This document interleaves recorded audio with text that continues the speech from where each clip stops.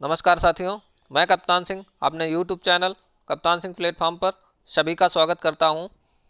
तो साथियों, आज हम आपके लिए कुछ हिंदी के महत्वपूर्ण प्रश्न लेकर आया हूं, जो आपको सभी प्रतियोगी परीक्षाओं में रामबाण साबित होंगे।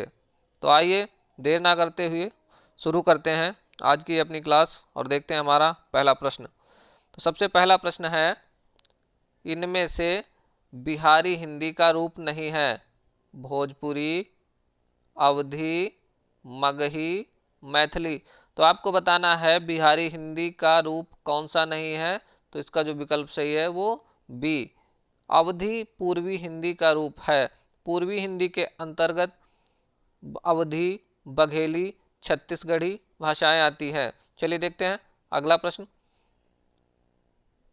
विमुक्त करना या छूट देना के लिए उपयुक्त शब्द है एग्जेक्शन, एग्जेम्प्ट, एग्जेम्पशन या एक्शिवेशन।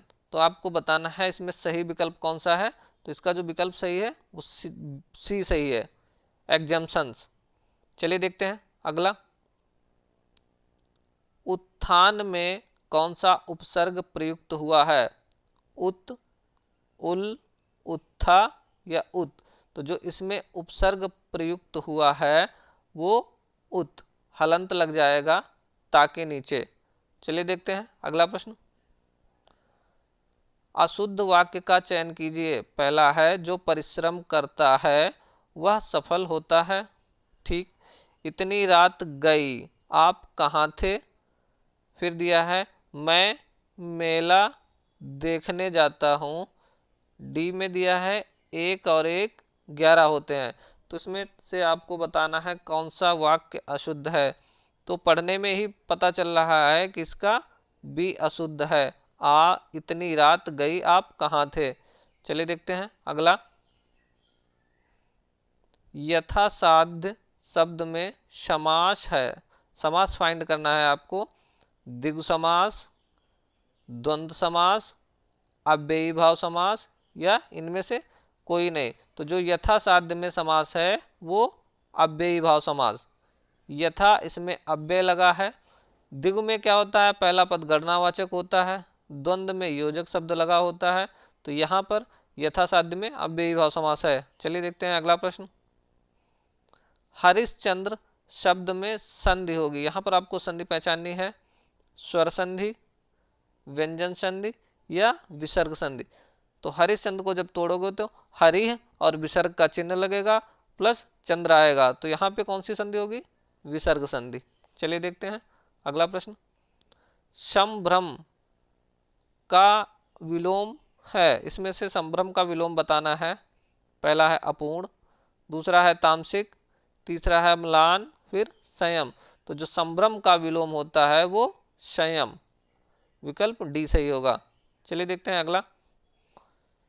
जब नौकरानी घर में नहीं थी तब चोरी हो गई, वाक्य है, ये तुम्हें बताना है कि वाक्य कैसा है। तो मिश्र है, संयुक्त है, सरल है या उपर्युक्त में कोई नहीं। तो जब नौकरानी घर में नहीं थी तब चोरी हो गई, तो ये किस प्रकार का वाक्य है? ये मिश्र वाक्य है। चलिए देखते हैं अगला।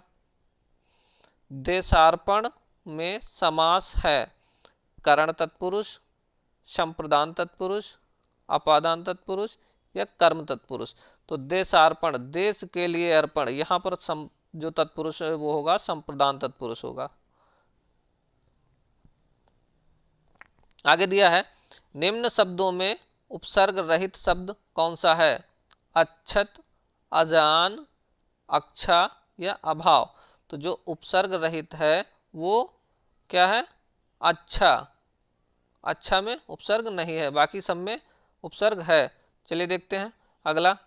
शिथिल के पर्यायवाची शब्द हैं वीर बहादुर योद्धा या विनम्र शिष्ट सुशील या सुस्त ढीला धीमा या प्रचुर बहुल शक्तिहीन। जो शिथिल का पर्यायवाची शब्द होंगे वो विकल्प सी, सुस्त ढीला और धीमा।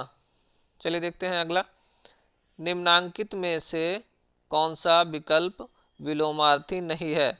निंदा, परिनिंदा, प्रफुल्ल, म्लान, मूक, वाचाल या ये सभी।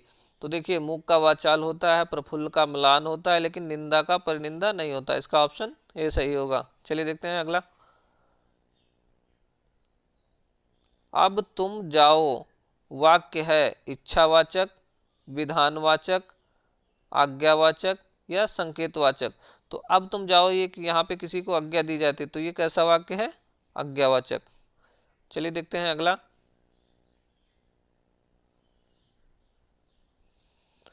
निम्नांकित में सही वर्तनी है, यहाँ पे सही वर्तनी वाला शब्द बताना है। अश्वत्थामा, ये भी अश्वस्थामा, ये अस्वस्थामा, ये अश्वत्थामा। तो आपको बताना है कि कौन सा इसमें अश्वत्थामा का सही वर्तनी है। तो इसकी डी सही होगी, अश्वत्थामा। चलिए देखते हैं अगला। पहाड़ी इलाके में इनमें से कौन सी भाषा बोली जाती है? तो बताना है पहाड़ी इलाकों में कौन सी भाषा बोली जाती है। पहला दिया है छत्तीसगढ़ी, गढ़वाली और कुमाऊनी, मेवाती मारवाड़ी और कन्नौजी। तो जो पहाड़ी इलाके में भाषा बोली जाती है वो गढ़वाली और कुमाऊनी है। छत्तीसगढ़ी पूर्वी भाषा के अंतर्गत आती है, पूर्वी इलाके के अंतर्गत। मेवाती मारवाड़ी राजस्थानी के अंतर्गत आती हैं और कन्नौजी पश्चिमी हिंदी के अंतर्गत आती है। चलिए देखते हैं अगला। किस रस के संचारी भाव उग्रता, गर्व, हर्ष आदि हैं? श्रृंगार, वीर, वात्सल्य और रौद्र। तो इसका जो सही होगा वो बी, वीर रस के संचारी भाव उग्रता, गर्व, हर्ष हैं। चलिए देखते हैं अगला। हेडमास्टर में किस प्रकार का उपसर्ग लगा है? संस्कृत, उर्दू, हिंदी, अंग्रेजी। तो हेड मास्टर को जब तोड़ोगे तो हेड अलग हो जाएगा, मास्टर अलग। तो यहाँ पे उपसर्ग लगा है, हेड कैसा है? अंग्रेजी। अगला। हथियार डाल देना मुहावरे का सही अर्थ है विजयी होना, हार मान लेना, हमला होना या पीछा होना। तो इसका जो सही विकल्प है वो हथियार डाल देना मतलब हार मान लेना। प्रश्न थे जो हम आपके लिए लेकर आए।